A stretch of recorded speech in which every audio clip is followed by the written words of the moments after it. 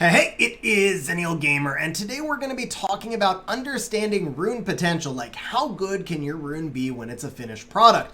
Now, this is actually the first part in a two-part series. The second video is going to be rune cleanup, which I think, from what I've been hearing in comments and Discord, is probably the thing that the most people need since the B12s have come out. Rune cleanup is a really tough topic, and a huge part of rune cleanup is really understanding rune potential, like how good can your rune be once it is a finished product, once it's gemmed and grinded. So when we look at a rune, the first thing we want to do is evaluate the type of rune it is. Now, I've broken this down into a few different types. You could combine some of these or maybe add a couple of others. This is just a basic guideline. So I view runes to be either attack or cleave type runes. That would be, for example, a rage rune that has tons of crit rate, tons of crit damage, no speed, no HP, absolutely no efficiency. It's just pure attack, cleave, like what you'd stick on your Lucian, right? Then you have your snipe runes. Those are runes that have the attack and the crit rate, but also have speed or other efficiency stats. That's the type of thing you would put on a Daphnis or a Mina, a monster that needs to act really, or even a Swift Lucian, right? A monster that needs to act really quickly and still do a lot of damage. Then you have your support runes. Now, support runes rely a little bit more heavily on efficiency. Your support monsters will need most stats, generally speaking. You need them to be tanky to live. Different supports may have different qualifiers, like they may need additional attack to do additional healing. A lot of supports need some resistance. They don't need the highest efficiency runes, though. Those runes are reserved for your bruisers. The bruisers are the ones that scale on HP or scale on defense. Generally speaking, they're super beefy monsters, they're hard to kill, and they also do a lot of damage, and as a result, they're crazy stat hungry. So think about your Tyrannus, which is an incredibly powerful monster, but needs like literally every stat in the book.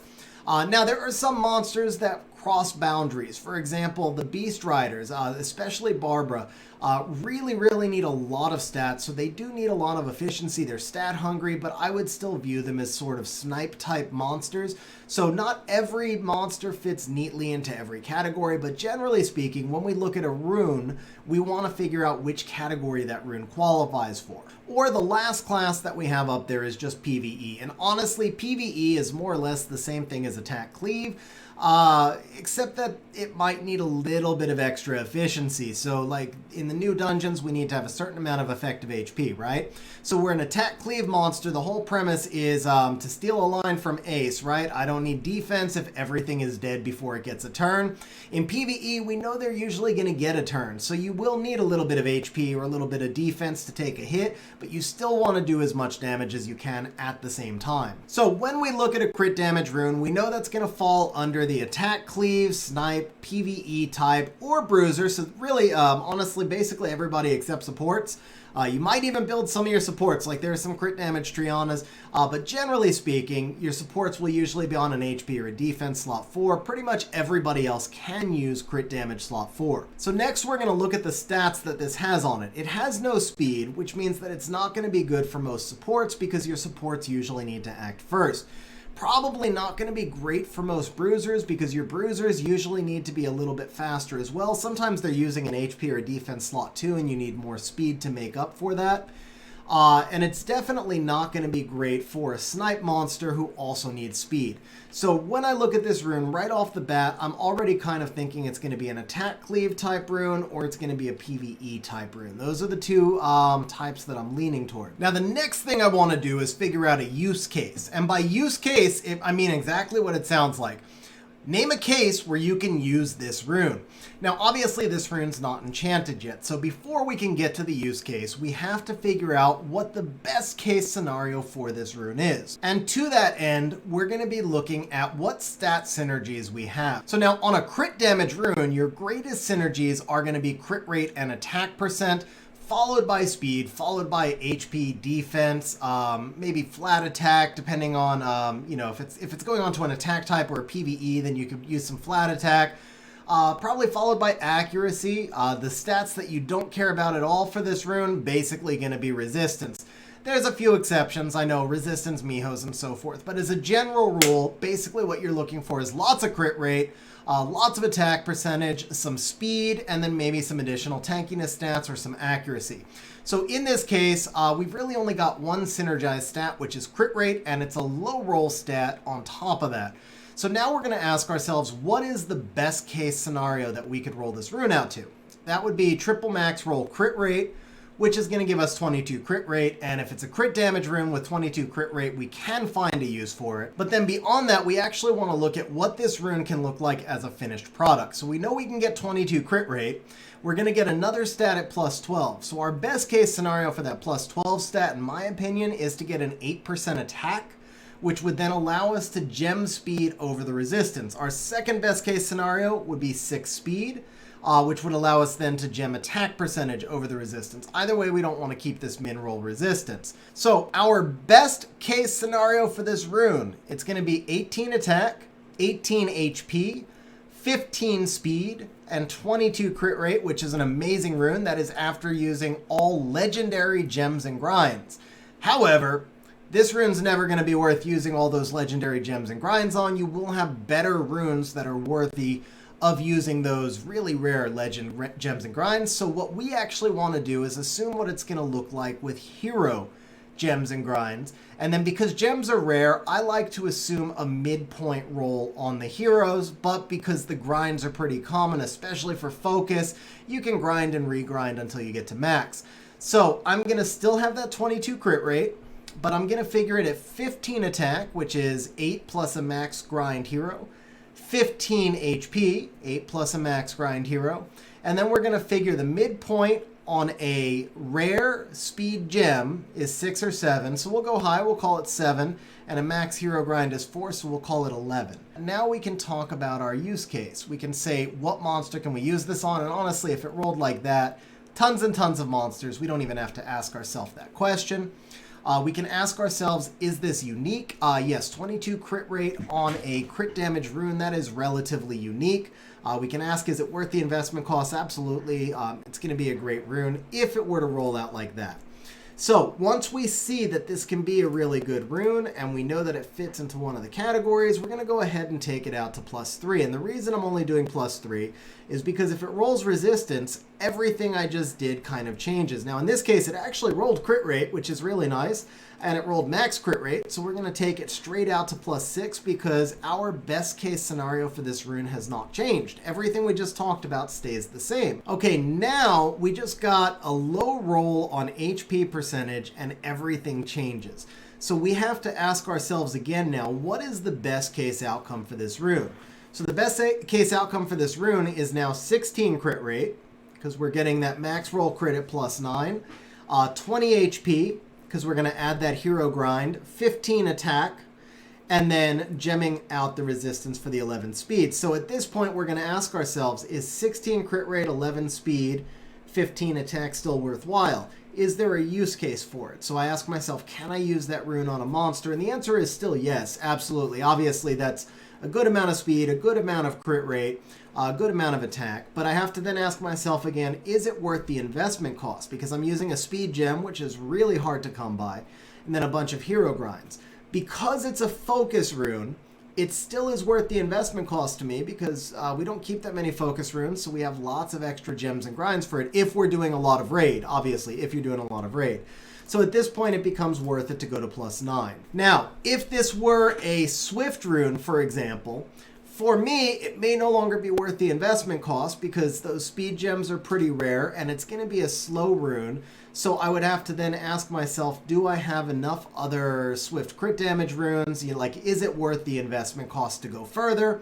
I just want to explain what investment cost is. So investment cost is is it worth it, not just to take it to +12, because it's not just about the mana, but if I get all those best case scenario rolls, when it hits +12, is it going to be worth using gems and grinds, or is it going to sit in my inventory forever because it's never worth those gems and grinds? That's what I mean by investment cost. So now we've rolled it out to +9, it hits 10 resistance, and this changes everything. So now my best case scenario is basically 15 attack, 20 HP, 10 crit rate, and 11 speed, because we're going to gem the speed over that resistance.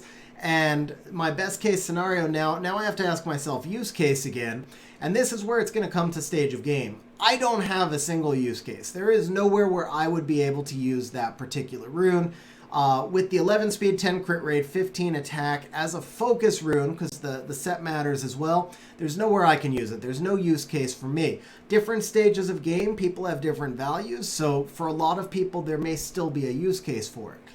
The use case, though, is what monsters could I use this on? So let's think about a focus slot for crit damage. Who could you use that on? And then once again, what you're asking yourself is the use case for the finished product. So the finished product in this case, again, one more time, it's going to be 10 crit rate, 11 speed, 20 HP, 15 attack. That's our best case scenario. It's not necessarily what it'll be because we don't know what we're going to roll at plus 12. It's our best case scenario. Okay, so now we're going to look at this Violent Rune right here, and this is it's a Violent slot 1, so the fact that it's got speed and attack is awesome. We know right off the bat, a Violent Rune fits almost everybody. Slot 1 cannot have defense, can have attack, HP, speed, crit rate, crit damage in the flats, accuracy and resistance, but it cannot have defense. So having the 8% in H8P is good and bad. It means that I've got extra stats because it's a max roll innate, but it also means that I cannot get a third percentage grindable on this rune, so I am probably looking at keeping that flat HP and grinding it. And then on the plus 12, I'm going to gem off whatever comes on plus 12 and put on crit rate, unless it just so happens to land crit rate and then I don't have to use a gem. The attack and the speed are both really low rolls, but when I ask myself what is the best case scenario for this, that's going to be 26 speed, because we're going to have a triple max roll speed, makes it 22, plus a hero gem makes it 26. A 26 speed is all I really need to know. It's a Violent Rune. I'll make it work whatever else the other stats are. And in this case, that 26 speed will also have 2 grindable stats, even if one is flat. So I know I'm probably taking this out to plus 6 no matter what. No matter what it hits on the plus 3, I probably want to see the plus 6 because I want to see if it because it can still roll speed at the 6 and the 9, right? So we got another low roll on attack, so it's a relatively low efficiency rune. And now as we're looking at our type of rune, so we know this was never going to be a Cleave Rune, right? You don't really use Violent on Cleave monsters. You do use Violent on attack monsters. So there are attack monsters that don't cleave, they're just there to do damage. Beast Riders, I mentioned Barbara earlier. Barbara is an attack monster, not a Cleave monster, because she doesn't really one-shot anything. She more just does damage and sets up other monsters with the strip and everything else. Even if the enemy doesn't have will runes, she's usually not going to one-shot you unless you're running like attack boosters and stuff like that. So Barbara to me is more of an attack monster than a Cleave monster. Now this was never really going to be a bruiser rune. Because of that innate HP, we couldn't put it on an HP scaling monster. It might work on a defense scaling monster, but those generally need a lot more efficiency than this rune was ever going to be able to offer, so this was never a bruiser rune. It could have rolled into being a PvE rune if it like multi-rolled the attack percentage, then that might have qualified for PvE, especially if you got crit rate or crit damage on the end, because then you gem the flat HP into the other of those two. But in this case, we took a low roll attack and then we took a flat roll to HP. So now when we ask ourselves, what's the best case scenario here? Honestly, I don't think a speed roll is the best case scenario anymore. I think the best case scenario for this rune is now as a PvE rune. We'd be looking for an 8% attack roll at the plus 9, and then after you grind it, it's 26% attack. It could be a usable rune for PvE, but it would be a very limited usage PvE rune. Definitely doesn't work really for an attack type monster, for a bruiser or support, because it doesn't have enough stats for them. So the only outcome for this rune, the way I see it from this point now, is PvE. So when we talk about use case, basically my use case for this would be, do I need it in a dungeon team? Can it upgrade a monster in a dungeon team? When we talk about uniqueness, there is no uniqueness. So uniqueness is basically like, do you have a triple or a quad roll? That's pretty much all it is. Like, does this rune offer something that's hard to get? So a quad roll accuracy, for example, is a very unique thing. I would keep that unless it's like quad min roll, because accuracy has such a wide range. I would keep a quad roll accuracy just because it's unique. So if we look at the finished product for this rune, the finished product is going to be on the low side. We can only use it as a PvE rune. And so then we have to ask ourselves, is it worth the investment cost? Is this going to be worth a gem and a bunch of grinds for being violent? Violent is where most of us struggle. We have the fewest gems and grinds. So is it going to be worth gemming and grinding those really rare violent runes to get to that finished product? That's the question you're asking yourself. Now, in most cases, you can determine the type of rune and the use case within the game, just kind of eyeballing the rune. Usually you don't go into the optimizer, or at least usually I don't go into the optimizer until we get to rune cleanup, but I did want to demonstrate that just a little bit in this video as far as how you can use the optimizer to look at it. So we do have a few examples in here. You guys can see I changed this slider to runes under 11. Most of my runes are plus 12, so there's only a few in here, but we do have a few examples we can look at. So we've got this Will 6 Accuracy Rune. Now this is a rare rune. I know my chair is covering part of it, but this is a rare rune. It has a maximum efficiency of 75%. It is enchanted only to level 3. Let's actually see if we can move the camera here. There we go. Now you guys should be able to see the whole screen. So this is, like I said, this is a Will slot 6. It's only enchanted to level 3. It's got 10 speed. So we can actually just ask ourselves here, what's the best case scenario? Well, obviously we're looking at getting the 16 speed. And then because it's an accuracy rune, what we're hoping for is to get 8% attack and 8% HP. And that would allow us to regem that defense to a higher number. So we can ask ourselves, would a quad grindable slot 6 accuracy rune with 20 speed have a use case? And obviously it would. That's a pretty amazing rune. Even though it's only blue with no innate, that's still a pretty amazing rune. And then we can actually see the finished product right here on screen behind us. That's what we just did in the optimizer. So ultimately, when you're evaluating a rune's potential, what you're trying to do is figure out what that rune would look like if everything goes well, and you're going to continually reevaluate its potential at +3, at +6, at +9, and then even when it gets to +12, we want to still be looking at that rune's potential, because on that final roll, things may still fall apart. So let's look at right here. This is a premium example.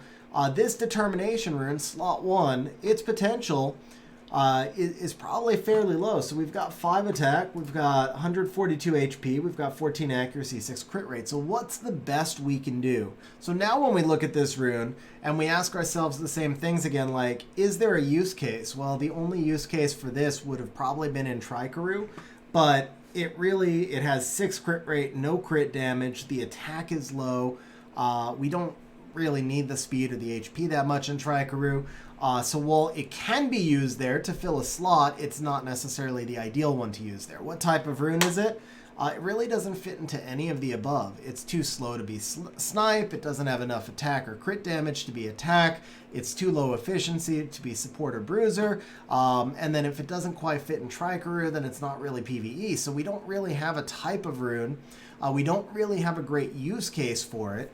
The stats themselves don't synergize badly. They do kind of fit together, but they don't synergize perfectly. It's got nothing unique about it. So we have to ask ourselves, is it worth the investment cost when we're looking at the potential finished product? And at this point, you might just sell it, even though you brought it out to +12. If the +12 roll was bad, sometimes you just might have to sell it. As always, I appreciate you watching. I hope you enjoyed it. I hope you found it useful, and we'll see you tomorrow. Hey guys, if you're still with me to this point, then that means that you probably liked the video, found it entertaining, or even better, both. So please smash the like button, hit the subscribe button, and leave a comment down below, because those things help the channel grow, and more importantly, they show me that the video is useful, and that's the whole reason I do this in the first place.